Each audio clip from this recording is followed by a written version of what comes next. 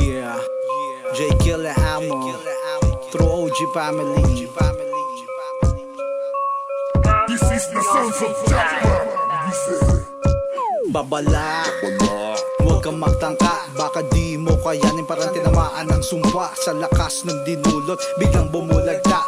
Hindi mo kayanin sumubsob ang iyong muka, mawala ka sa sirkulasyon, parang nasa kabilang mundo ang imahinasyon. Sa lakas ng tama, umiikot ang paningin, parang gusto mo nang magasek ng lagim. Maraming nadapa, kaya tinuligsa, hindi makatayo, parang puwet na may pigsa. Bilang putok ang tama at pawis na pawis, downers ang dating, parang nakatira ng bis.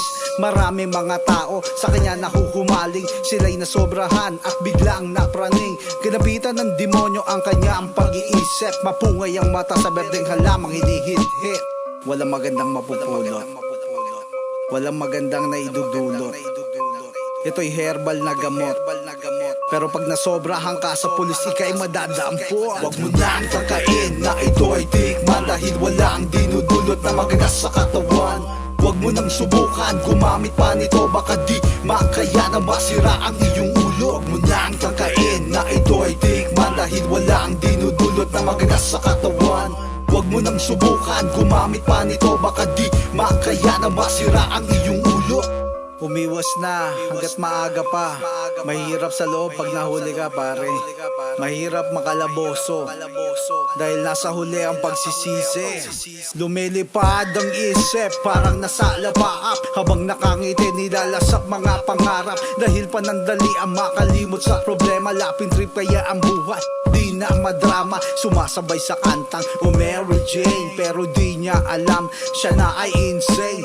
Higop buga, mata mo'y pulang-pula, sa sobrang lango, ika'y sabog na. Ito'y herbal na gamot sa iyong katawan, pero pag nasobrahan, manghihina ka na lang. Huwag mong abusuhin, huwag mo araw-arawin, dahil pag natsyempohan ka, sa kulungan na abutin. Di ka na nagbago, di ka na natuto, ilang beses ka na nahuli, masyado ka ng abuso. Masyado kang kampante na di madadali, baka bukas makalawa maubos na ang iyong swerte. Sinabi ko ng bawal, sinabi ko ng bawal, sinabi ko ng bawal.